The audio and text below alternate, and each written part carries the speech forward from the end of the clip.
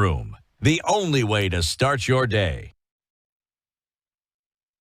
Okay, sawa. Dismas, how are you? I'm on top of the world. Habari ya Pasaka? Pasaka iko sawa. Pasaka iko bomba. Iko bomba. Iko freshi. Mambo ni sawa kabisa. Good to see you. Thank you very much. All right. So today we are here and we are as well in Democratic Republic of Congo. So tunataka leo batoto ba Congo leo wanatupatia proverb. But two things about Congo. When one just mentioned the country, what comes to mind? Well, the first thing which comes to mind is top of the range music, tier one music, rumba. And I don't know, I'm unable to make the difference between rumba and lingala. Yeah, but it's top of the range music. And then you are also reminded of probably the most, and I say this guarded, the most successful dictator in Africa, Mobutu Sese Seko. Yeah. I mean, you know, at some stage he used the media to position himself as the alpha and omega of then Zaire. Even during the news bulletin, the opening montage would have him coming from the skies, and then at the end of it, he disappears into the skies. Yeah. And that is one man, we are told, who did know the difference between his personal accounts and Zaire's equivalent of central bank. Yes. So everything was around Mobutu. But guess what happens in life? I mean, he left office like a rat in a sewer. Yeah, so it was very, and I think it got very high affinity for gold. Yeah. You know, when I think about Zaire, I think about the resources it has. You know, we would even, like today in Kenya, we are suffering from fuel crisis. But remember, Congo today has fuel deposits that have not even been explored yet.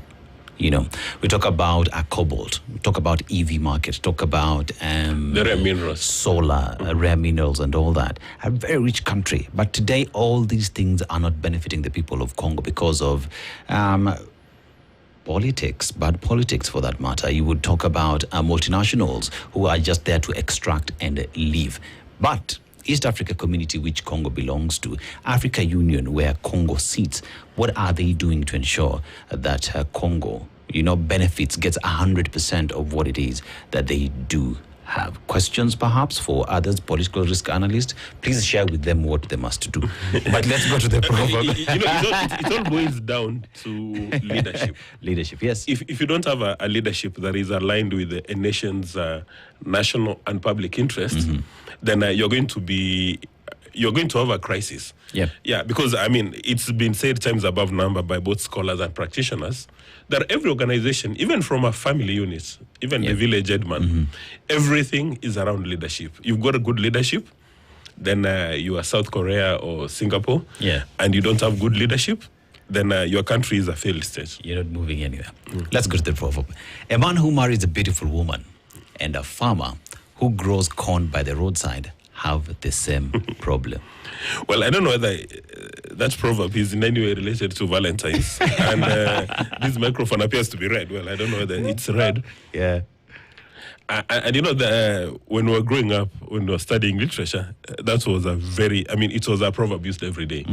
That's a man who grows now, in the Kenyan case, if you grow maize by the roadside and you married a beautiful girl, all of you have got the same tribulations, and you're well advised to seek, help from a psychiatrist, because you'll be managing stress every single day. If you come from the village where I come from, watu wakipita barabara, they keep on plucking hiyo mahindi, wanaenda wanachoma, and then at some stage they'll harvest, and then for a girl, because of my Christian upbringing, I'm not going to define it further. Okay, sawa. Well put. But I look at it from the other perspective. If you know that you have a beautiful thing, you will do everything to protect it. So if I just localize it, Kenya, a beautiful country, beautiful people, great minds, what then would be the leadership, right, that have these beautiful grains and beautiful girls doing to protect them? Well, again, maybe an equivalent in Swahili would be chema cha jiuza, Kibaya cha kibaya cha jitembeza. Yes. All right. Accountability and zoning. right? There are two things. We talk about accountability, and I would again go to the fuel saga that we see today. So there is the issue of fuel got into the country. It did not meet the standards. It did not follow the G2G policies that have been put in place by the government of Kenya. But the fuel got to the country. We talk about accountability, where we've seen individuals who've left office, who've been fired, whether they resigned. That's a different conversation. But we've seen heads roll. But there is the CS as well, who squarely sits in this office, who says, I was not aware of the dealings that were happening there. Yet we know that the buck stops with him when it comes to such matters. When you talk about accountability, is accountability a suggestion? Is accountability for a specific kind of individuals in the country? Or should everyone, under the matrices, under the law, be accountable for their actions? I mean, you started by talking about leadership. So leadership and accountability, where is the nexus? Like, for instance, on this issue of the energy products in Kenya, I mean, the president has appointed a CS. Then you've got principal secretaries. Yes. And the principal secretary has got a very unique position. That is the accounting officer and is the authorized officer. And then you've got a number of parastatal heads. And there's been a lot of correspondence on social media that in fact the CS was aware. I've seen that is in copy. Now, when you look at it from a critical perspective, the first question to ask is, when the CS was copied, did he actually get that letter in time? You know, we know of, well, I've not been in the administration, but I know how the bureaucracy works. The probability does exist that you're in copy, but you get the letter after the fact. And that is why the CS, the two principal secretaries so mentioned, they must come out and offer clarity that were they in fact aware. You know, in the old Chinese society, they used to train clever thieves. So if you've got public servants of rank who want to engage in mischief, they can actually cover their trails. So the first thing we need to establish is, when were these letters done, and did the cabinet secretary in fact receive that letter? Because part of the reason why Kenya and generally Africa doesn't make progress, we've got a number of leaders who don't take accountability, who do not take responsibility for both errors of omission and commission. Yes. As a CS for energy, one expects that he's actually alive to everything that is happening at his docket. Yes.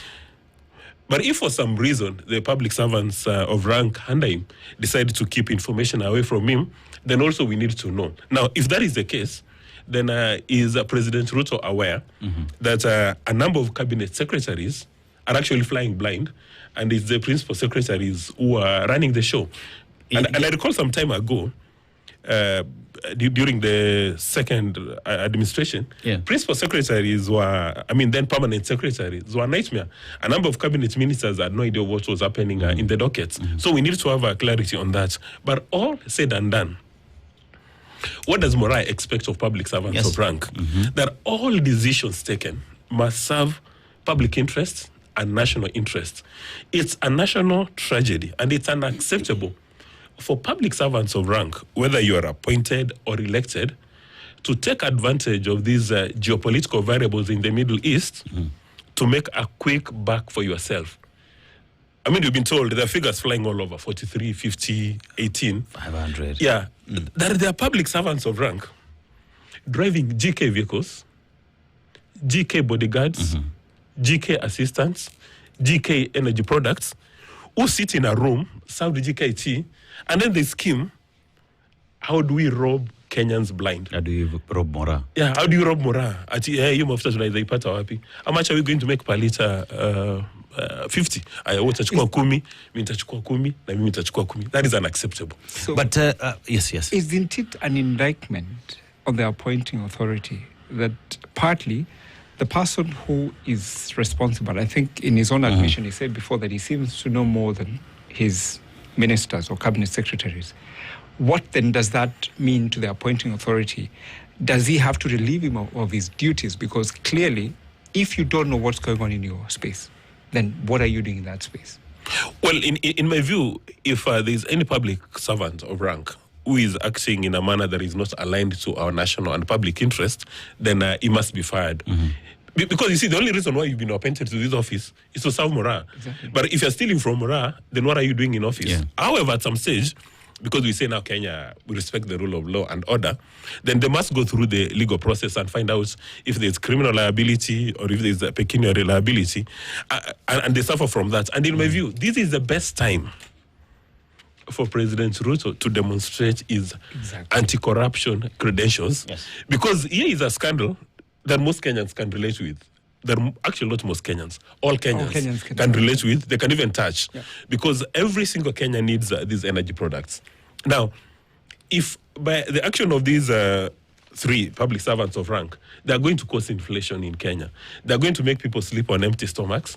And for me, in my view, it's not sufficient to resign. No, Precisely. no, Have to be punished. Resigning is not sufficient. The losses you've made or occasioned Kenya, the resources must be recovered, because if these guys go scot-free, right now they would be having a pepper steak somewhere. I understand one of the senior managers was arrested at a restaurant, so they'll be having pepper steak and single malt whiskey on our resources, and then every other public servant of rank will know there's a very strong incentive for me to engage in corruption, because what is the worst case scenario? I'll just be forced to resign.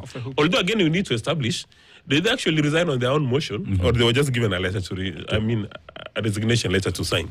I mean, the reason why I put the cabinet secretary right at the center of this is because let's look at the entire discourse when we talk about this energy, right? The fuel products that are coming into the country. This is a process that started way back. And as a cabinet secretary who first of all, every 14th of April, every 14th of every month, right, we get fuel estimates. Yeah, right. Fuel prices will be announced by EPRA. And remember, EPRA DG has been sent packing. He's in court. They're going through the processes. So as the cabinet secretary who that every month I will have to tell Kenyans at what price they will be buying petroleum products for, there is no way one would say that he would not be aware of what is happening. Because then again, you also have to be aware of what is happening in the world. Everyone is trying to get these fuel products because of the war that is in there. And as a cabinet secretary, then it is your job to ensure, how will I ensure that my country has fuel products at an affordable rate and that we do not suffer these shortages. So for the cabinet secretary, like you've said, maybe he did not get these letters. But as a cabinet secretary alive to everything that is happening, not only in Kenya, but around the world, shouldn't you at least be top of things to ensure that everything goes as per the books? Because that thing was like on the seas for almost 10, 15 days, making its way to the country. It got into the Kenyan territories. We have maritime officers. We have Kenya Navy. No one even picked it up to say that, hey, there is a vessel that is coming.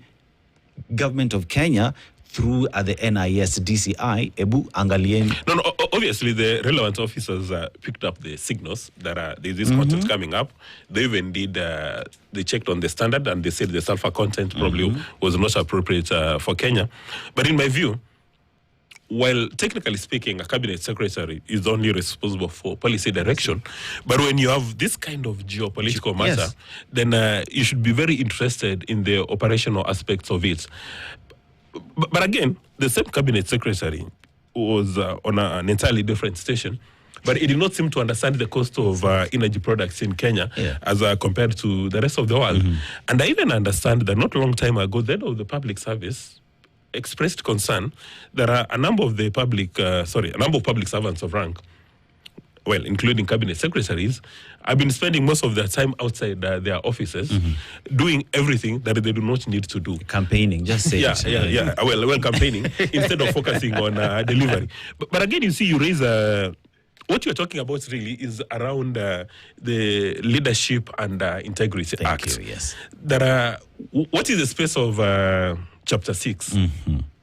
What is the space of Article 10? How are leaders supposed to behave, whether in private or in public? I would imagine if you're the CS for energy and you hear that there is going to be a conflict in the Middle East, even right now, I would expect any responsible cabinet secretary in Kenya today, any responsible principal secretary in Kenya today, to know that right now there's a ceasefire in the Middle East. Yes. That the Iran civilization has not been compromised, that Mr. Trump has taken a backseat.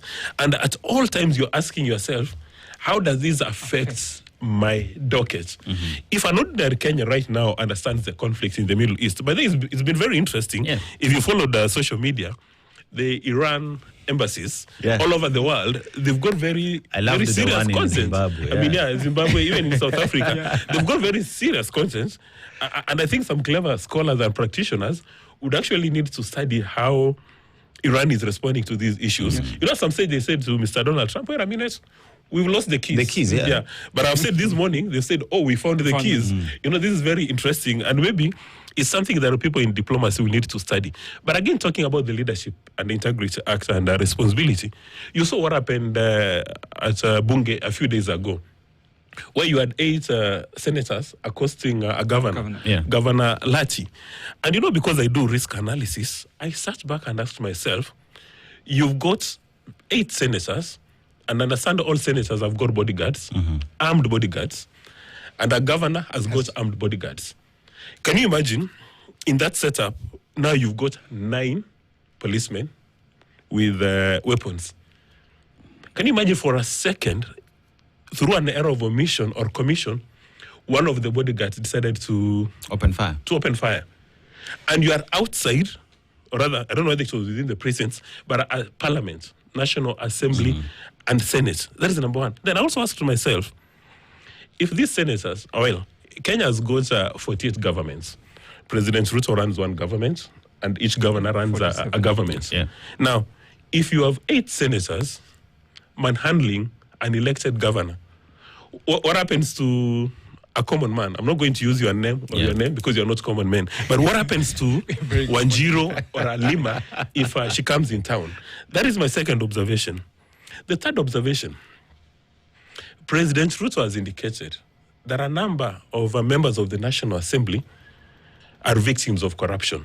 That when you're having a serious bill, serious conversations, serious negotiations, and some of them are beneficiaries of khaki envelopes. Yes. In the bathrooms.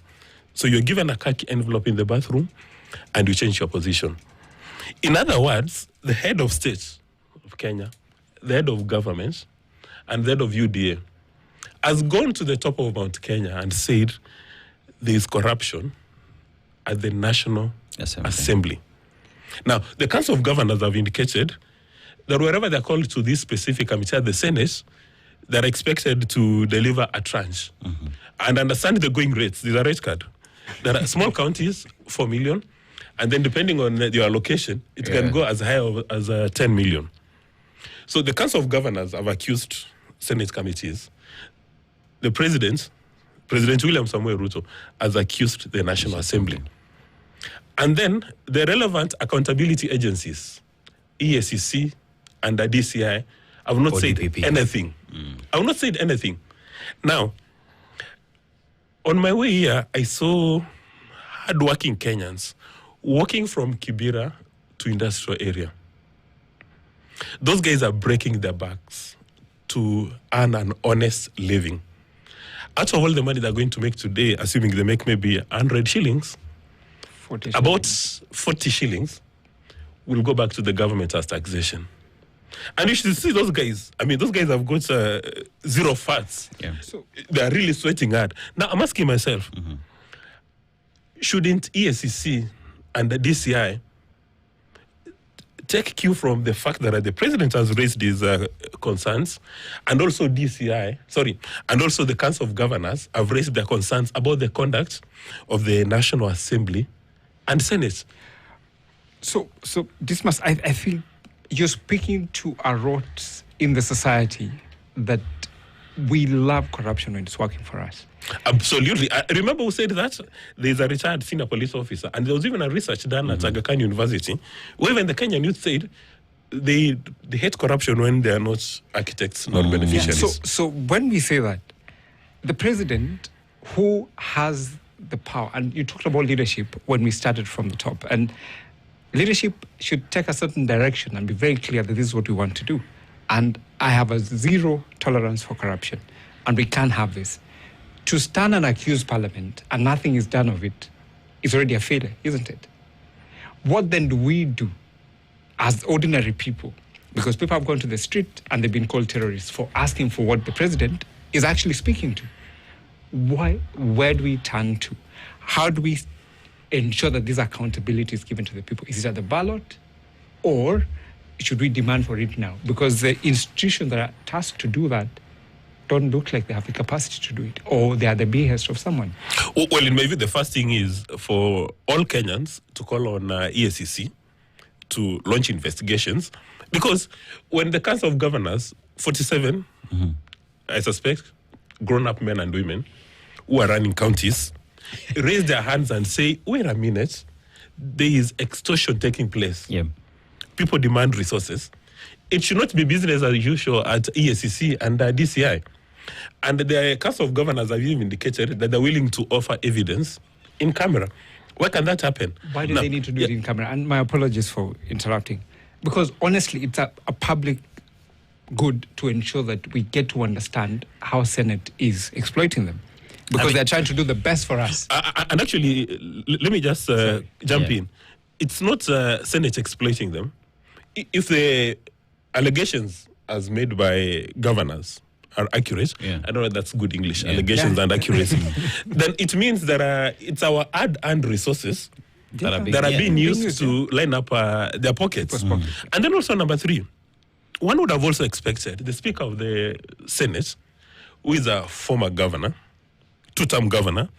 You know, lately people fear talking about 2 terms. 2-term and 1 Yeah, but he's a 2-term governor. He sat for 2 terms. Yeah. One would have expected that because he was in the shoes of governors for 2 terms, understand 10 years, it should concern him that his colleagues at the Council of Governors are raising issues about these specific committees and pronounce themselves.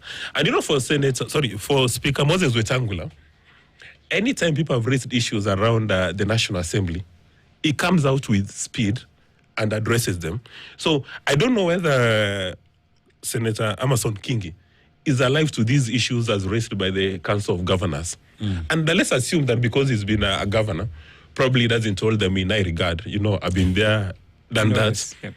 But for us regular citizens, I was about to say taxpayers, but I was saying that now for the voters, they expect the leadership of the Senate to move with that speed. The same way we expect that these officers who have just resigned, they've been accused of these resources. And by the way, Dennis, would you not be interested to know for how long this scandal has been going on? Unajua wanasema siku ya mwizi ni 40. Nobody's suggesting that anybody is a thief, because I understand, you know, there is libel and slander. But for how long has this thing been going on? Actually, in my view, this kind of thing demands for a commission of inquiry, something around state capture. You remember President Ruto spoke about state capture when he was campaigning. And then we saw what had happened in South Africa, that when President Zuma was running the show, there were some heavyweights from the private sector who ensured that every decision taken by the administration favors their selfish interest. Is this not time to have a state capture commission, or a specific one, or even for the Auditor General to come and investigate this? You see, I mean, even look at the headline. Even look at this headline. These guys wanted to compromise our relationship with Uganda. You know, when you talk about state capture, it's or even you talk about graft and accountability. The president as well has also been accused of lining pockets of members of parliament for some bills to pass. So when you talk about accountability, you can't even spare the highest office of the land. That's the very same president who says that these members of parliament are being bribed. So you look at the presidency, problem. You look at National Assembly, problem. You look at the Senate, problem. Governors themselves who are accusing Senate as well are accused of misappropriating and being corrupt in their own spaces. So you look at graft, police officers, DCI investigating as well. Police officers ranked to be the most corrupt institution in the country year on end. So in terms of accountability as a country, where have we placed accountability as a measure of quality assurance for the country? Is it something that we wake up and say, for today, or not for today, as a country, we choose to play by the rules, and that corruption ceases to be a daily affair for us? You know, we have said times above number, anytime we're approaching the election, we say that Rumora must punish impunity, mediocrity, and corruption. Yes. That if you punish those 3 things, then you don't even need to tell us about South Korea or Singapore. Automatically, we'll be zooming at 120 kilometers per hour. Nice roads and everything. But guess what? the architects and the beneficiaries of impunity, mediocrity, and corruption, for some reason, tend to win political offices. I mean, like I remember, I come from Kisii. We had a respected gentleman called Dr. Protas Kebatimomanyi, among the first people to study engineering. And I suspect you look like you understand maths. They studied calculus, integral calculus, differential calculus. And during his time as a cabinet minister, he did not steal anybody's cow. But people look him at the village and say, huyu bwana alikuwa huko Nairobi, sasa mwangalie. Tuko na yeye hapa hivi. I recall again when I was doing an interview in a TV station, not in these business premises. There's a guy whose records are very clear that he's participated in the biggest scams in Kenya. When he was leaving the studio, there was a stampede. Everybody wanted his mobile number. One would have expected that this guy who is on record as having compromised moral resources would be treated like, remember in the Bible, somebody who's got leprosy. Nobody wants to touch him. But guess what? He was invited on air. And these are the guys now today who are described as our mentors. Which speaks to. Okay. So, it is a beautiful conversation. Let's take a short commercial break. We'll come back and continue with the second part of it, the zoning debate that we see in the country. Are individuals afraid, right, of just going head on with their competitors? Or is there a plan around the same? Let's take that short commercial break, look at the weather and traffic. Room, the only way to start your day. And Obed's Oriku, also Mr. Manquite? Oryx. There used to be a bird called Oryx. Yes.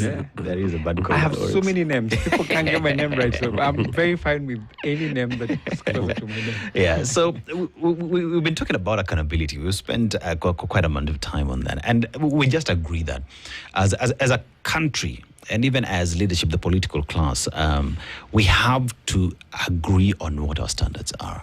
The Constitution is so clear in terms of accountability and what we must do, the threshold that must be achieved. So we cannot afford and sit at Dismas and say that, okay, so the cabinet secretary did not know what was happening, alitumiwa barua but hakufungua email.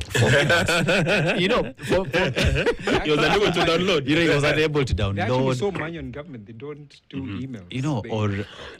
And I think that is that even makes it worse, because if it's manual, then in his office there was a pile of papers that he was supposed to go through, so it was straight in front of him. So if he didn't go through that, we can't say that because he is guilty by omission.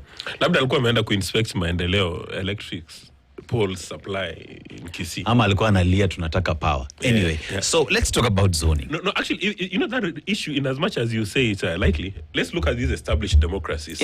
If you look at the UK, I have seen the British Prime Minister, Sir Starmer, facing the liaison committee and taking questions from members, the equivalent to members of the National Assembly. And I've seen him once do it for 3 straight hours. The elected leaders look at him in the eye and they give deep question. Obviously, very good English with question tags, something that we don't do in Kenya. But he faces them.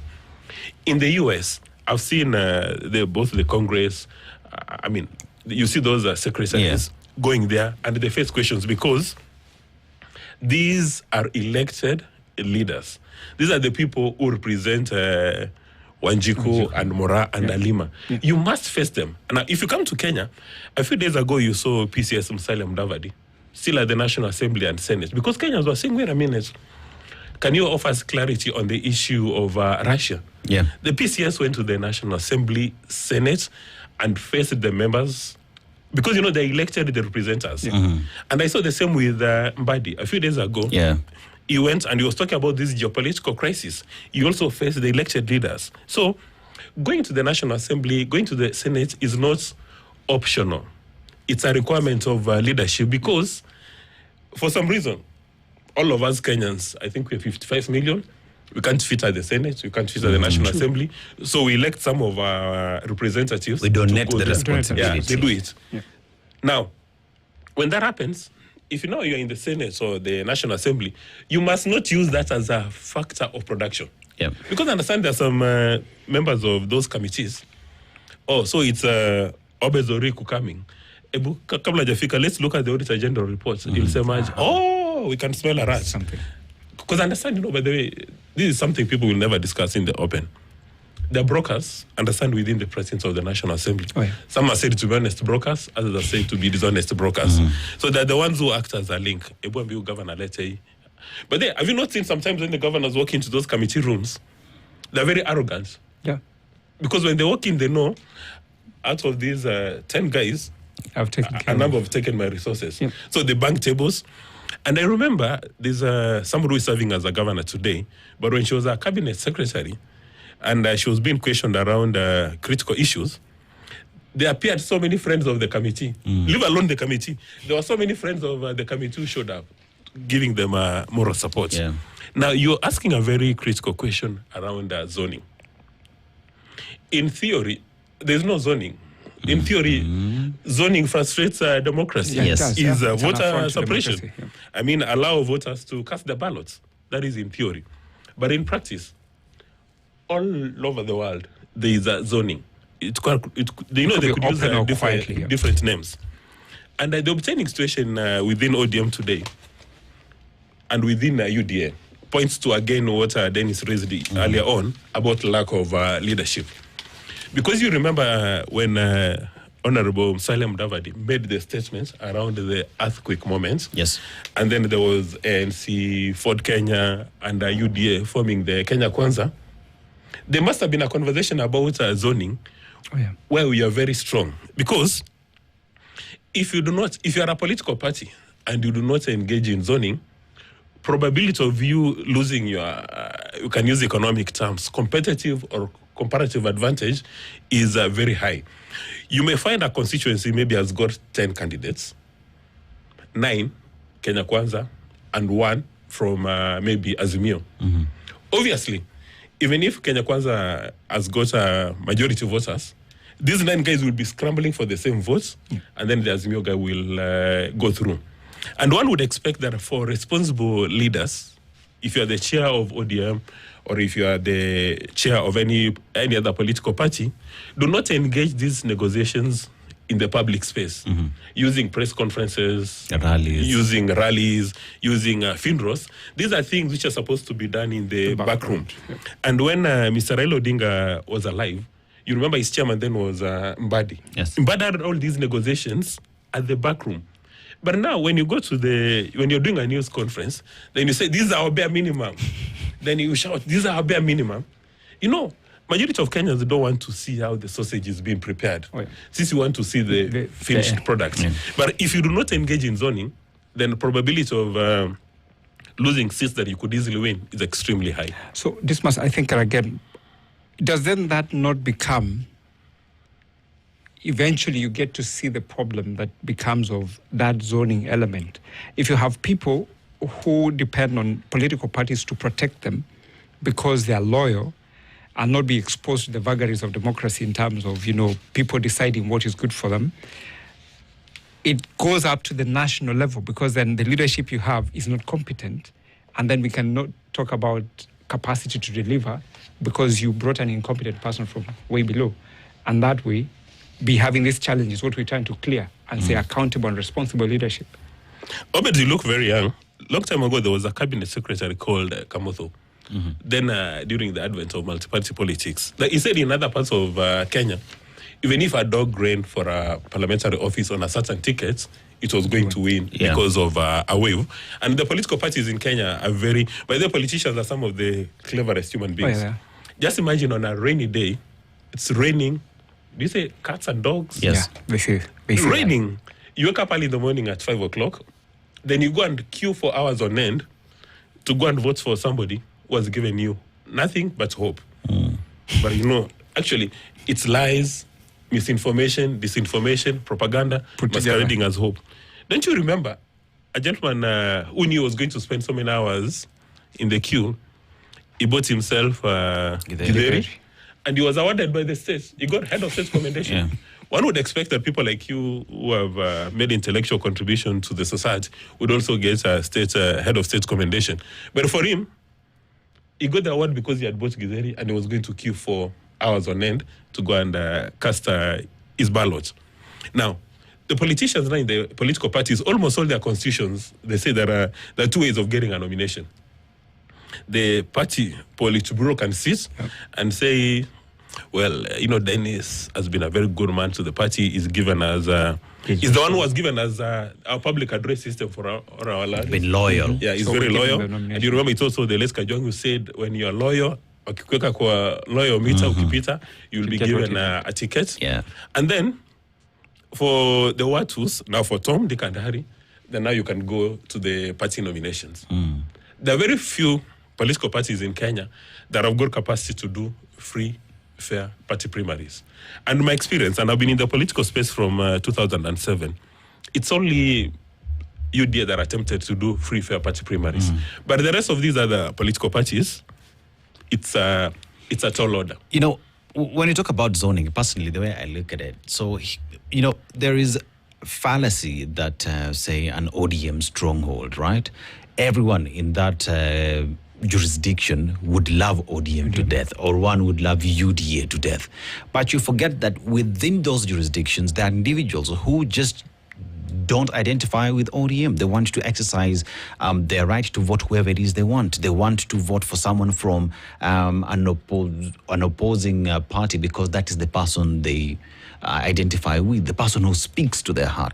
So now here we are, and we've zoned out this region now is ODM zone. This is UDA zone. So the only people who will be on the ballot is these individuals from this party that I don't identify with. Doesn't that then lead to the problem that we see every election period? Voter apathy. Individuals who don't turn up because individuals who are on the ballot are people that I don't identify with. You've stopped me from voting for that individual that I do identify with. Because you'd say, okay, fine, so one would run as independent and everything sour. But why can't another big political party just also come in and field its own candidates? Are individuals afraid? It's said that are individuals afraid, and doesn't this voting as well contribute to voter apathy that we're trying to fight so much in the country today? It's said that it's all fair in love and war. But again, I say it's all fair in love, war, and party primaries in Kenya. Because, you see, again, you said in theory, if you're a registered voter, and right now we have 90 political parties. Yeah. So there's a valid expectation that in every electoral area, you have 90 political parties. Yeah. So you can have 90 candidates or aspirants, and then maybe another 10 independent guys. But when you look at the reality of politics, you've got these guys with massive political muscles. They've got strong biceps. Now on your kusema. So when they say, like for instance, during the last elections, people would argue that Polycarp Igathe was not really supposed to be the Azimio candidate for Nairobi. A number of people said, wait a minute, there's a German called Tim Wanyonyi. We'll campaign for him. We can even do work for him pro bono. That's what they wanted. But understand, Jubilee said, hey, wait a minute, ODM, you're our presidential candidate. We can't also give you Nairobi. What happened? Guys wanted to vote for, Wanyonyi declared that he was going to run. And then he had to engage reverse gear, go back to his constituency. So guys who are doing press-ups to vote for Wanyonyi, say, now you guys to hell. Yeah. We are not even coming to vote. Yeah. But again, one would expect that if you come from a constituency where there is voter zoning and you want to run for political office, you do your audience analysis, present yourself as an independent. Obviously, it is going to be more expensive, but you can present yourself as an independent. Or you can still drive against the grain. You remember there's an MP called David Ochieng from Ugenya. He's got his own political party, but he has survived all the turbulence. Ugenya is in Siaya, and Sarel Odinga comes from Siaya. ODM is very solid in Siaya. But he cruises through because he knows, I'm not going to talk about it. Lakini hapa hivi, I'm the one to run the show. Or become like where I come from. I come from a country which is very democratic. There has been political parties in Kisii as grains of sand in the ocean. So people elect. In case you tell people you're going to engage in political zoning, if someone has got a nomination, if the party doesn't lock him out, he is going to win. I mean, you can talk about, for instance, a gentleman called Dr. Richard Onyonka. Yeah. He will win on any political party. If he runs as an independent, if he runs on DCP, on Jubilee, on ODM. So again, there's an opportunity that if you want to run for political office, create a very powerful emotional connection. Don't even bother to create an intellectual connection. Because, when you create an intellectual connection with your voters, it can be subject to logic. People can understand, bet 1 + 1 is 2. But when you make it emotional, like for instance, Mr. Donald Trump said, I'm not going to start any war. In fact, today he says I've stopped 8 wars. So the Republicans said, we don't want to go and fight America first. But when he takes a decision that I'm going to kill the civilization in Iran, the people say we are aligned with him. He's a very wise man. So whatever he talks about, we are going to run with this. So if you want to run for political office, if you're able to create emotional connection with voters, and that is how Raila was able to shine every single day. Because when Raila tells his voters to jump, they don't ask why. Yeah. They just ask how high. So while one may say that there is voter suppression, but again, look at politicians. They're probably the sharpest tools in the shed. So if you're not aligned with what they're talking about, try to run as an independent. Or behave like the way the Tanzanians say.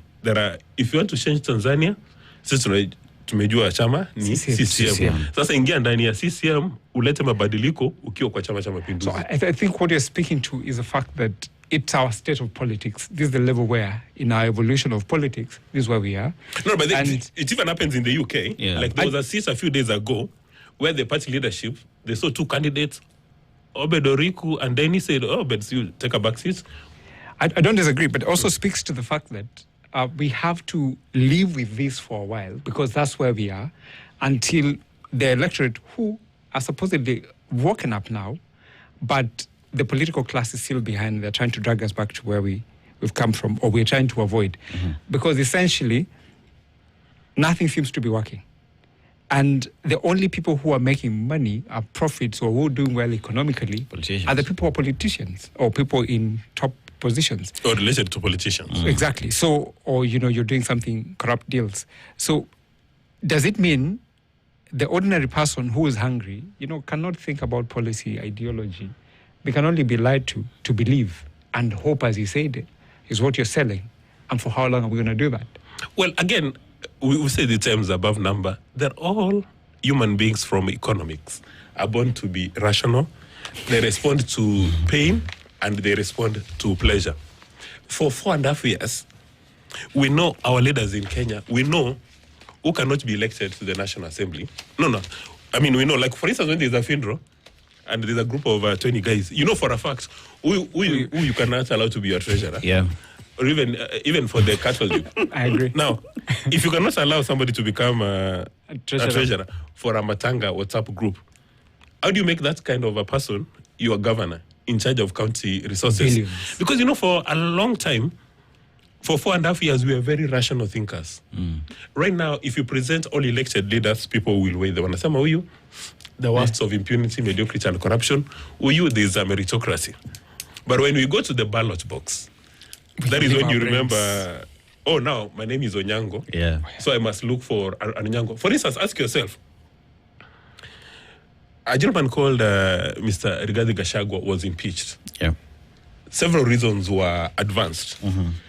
And in part because of his toxic politics.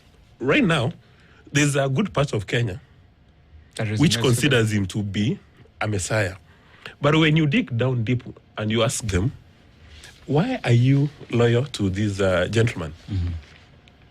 They actually, when you want really to go granular, can you break it down? Yeah. They have no reason. Nothing, I mean, is there anybody who can explain why DCP right now is very popular in parts of Mount Kenya, despite its toxic politics? By the way, if I were JB Muturi, I would go to the top of Mount Kenya and position DP as the party of choice in that part of the world. Can you tell us why, for some reason, ODM is the party of choice in parts of Kenya? People don't question. Even UDA, Yeah. Does it mean that these leaders have come only with philosophies? Say if you are in a DCP, that everybody within a certain part of Kenya is in love with the DCP philosophies. Now, what happens if President Ruto and Rigiji of a cup of Kisii Blue Mountain coffee decide that let's work together? And they say we've discovered mahali penye tulifanya makosa. Yeah. It was a slight misunderstanding. He spoke in his mother tongue, and I spoke in my mother tongue, so we did not manage our expectations. Yeah. You will see these people coming together. It's happened in 2013. Yeah. Remember URP and Jubilee in 2013. Yeah. So it's nothing that will be shocking. So what does that tell you about the Kenyan voter? So many things. And one of them is that probably economically people are so depressed that they don't care about anything. Because I ask you, if you're hungry, people have said, kula pesa, but because it's your money. Yeah. But But if you're talking about economics, well, the parameters may not be comparable. But you're talking about MAGA Republicans. Yeah, I don't think they've got problems with bread and butter. So the argument you have is it's about the mind, and honestly, it's emotions. At the end of it, politics is very emotional, just like religion, and maybe because of that, people want to be associated to someone. And remember, the current president even came to power out of sympathy, because he was being persecuted at the time, and he sold a narrative as a victim, which is exactly the card that Gachagua is playing today. So I think we love victims, and we fight for them, and then complain for 5 years that they are not delivering. But who says that Kenyans today do not know the kind of leaders that they want? Kenyans know exactly, like you've said, if this individual is not good enough to hold my money at a funeral, right? Well, how then do we end up voting for these same individuals to be in highest offices in the land? But I want to look at the zoning situation that we see today. And we see ODM and UDA broad-based, but UDA have said, Agai, when it comes to zoning, Hapo, the agreement we had even with the Raila Odinga, it was never political. We will field candidates in each and every single position there is. ODM says, hatuta kubali you guys to field a candidate in areas where ODM is a strong contender and vice versa. Now, question is this the beginning of the end of the broad-based arrangement? Because everybody is pulling on their side. You go to the other side as well. There is zoning that Rigathi Gachagua is pushing for as well. Nairobi, tutaweka MCAs, governor, senator, and all the MPs, tutaongea na Kalonzo, and we agree zoning. That also created problems in that alternative government or united opposition, the way you want to look at it. So is this zoning such a critical issue for whichever camp you're looking at? And is this then the breaking point of whichever camp that you want to look into? Well, if you're talking about zoning, there are several ways to look at it. There are some people who are talking about zoning because they fear this democracy, they fear the competition. But again, the weight of a political party at the National Assembly and Senate and county assemblies is actually in numbers. Numbers, yes. How many people do you have? Then that is how you get to elect a speaker or majority of those members. But when you look at Kenya Kwanza and ODM about zoning, believe you me, right now people are expressing their anger, frustration, fury, interest, and everything else.